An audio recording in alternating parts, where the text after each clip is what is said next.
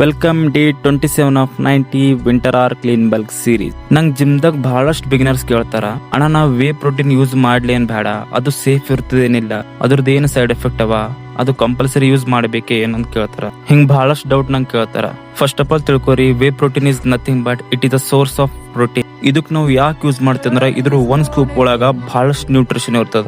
Like BCAA, EAA, L glutamine, creatine, low carbs, low calories, high protein. So ಇದ್ರಲ್ಲಿಂದ muscle recovery ಬಹಳ fast ಆಗುತ್ತೆ. So ಇದನ್ನ ತಗೋಬೇಕೇನ್ ಬೇಡ ಅಂತ ನಂಗೆ ಬಹಳ ಮಂದಿ ಕೇಳ್ತಾರ.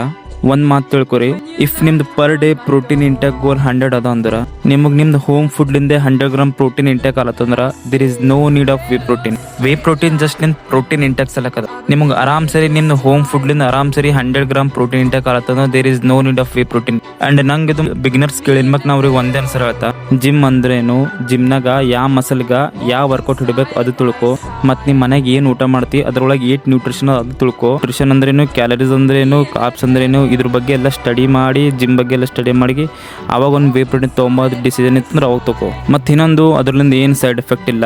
ಸೈಡ್ ಎಫೆಕ್ಟ್ ಯಾವಾಗ ಆಯ್ತು ಅಂದ್ರೆ ಪರ್ ಡೇ ನೀವು ಏನಾರ 3-4 ಸ್ಕೂಪ್ ಯೂಸ್ ಮಾಡ್ತೀರಂದ್ರೆ ಡೈಜೆಷನ್ ಪ್ರಾಬ್ಲಮ್, ಆ್ಯಕ್ನೆ ಪ್ರಾಬ್ಲಮ್, ಇಂಥ ಪ್ರಾಬ್ಲಮ್ ಭಾಳ ಬರ್ತಾವ.